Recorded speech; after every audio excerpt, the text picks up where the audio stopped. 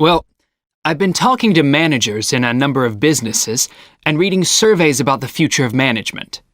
And what I'm going to present in this seminar is a few ideas about how the activity is likely to change in the next 10 years. It isn't a scientific statistical analysis, just some ideas for us to discuss. One area I want to mention is business markets, and I'm sure a really significant development will be a major increase in competition, with companies from all around the world trying to sell similar products. Consumers will have much more choice.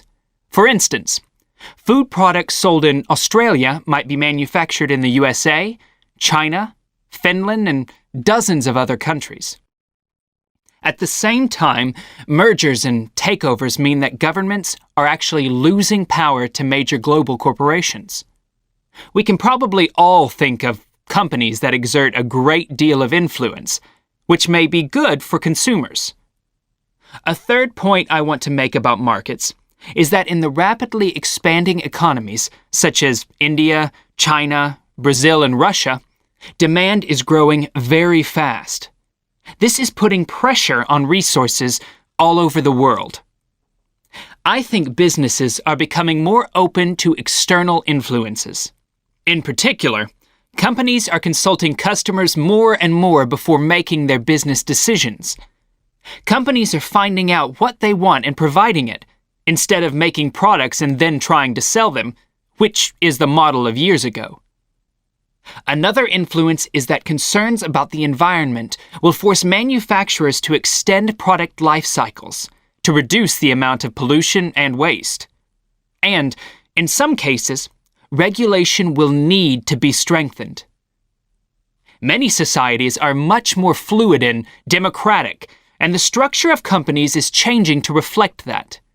I think we're going to see a greater emphasis within companies on teams created with a specific project in mind. And when they're completed, the teams will be disbanded and new ones formed. More and more people see work as simply one part of their lifestyle, and not the most important one. And as the workforce is shrinking in some countries, businesses are having to compete for staff instead of being able to choose among a lot of applicants. Typical examples that will attract and retain staff are traditional ones like flexible hours and, something that has been made possible by advances in technology, remote working, with people based at their home, abroad, or almost anywhere they choose. Management styles will almost certainly continue to change. Senior managers will require a lot more than the efficiency that they've always needed.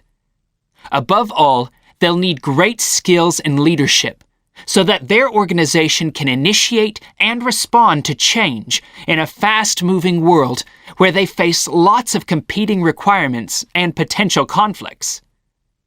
In most of the world, the senior managers of large businesses are mainly men in their 50s and 60s.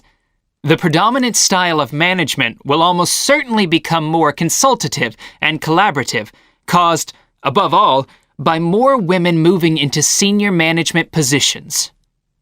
Many of the changes are influenced by developments in the wider economy. The traditional emphasis of business was manufacturing, and of course the service sector is very important.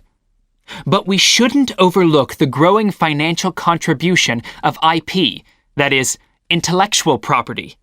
Some books and films generate enormous sums from the sale of related DVDs, music, games, clothes, and so on.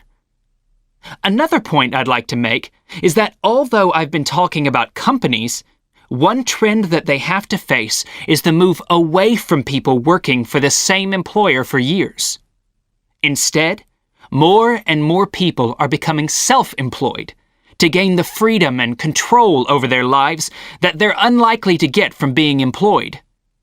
Okay, well, that's all I want to say, so let's open it up for discussion.